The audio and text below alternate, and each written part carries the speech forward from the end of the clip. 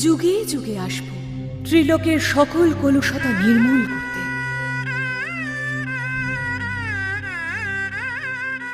জয় জননী জয় জয় জননী জয়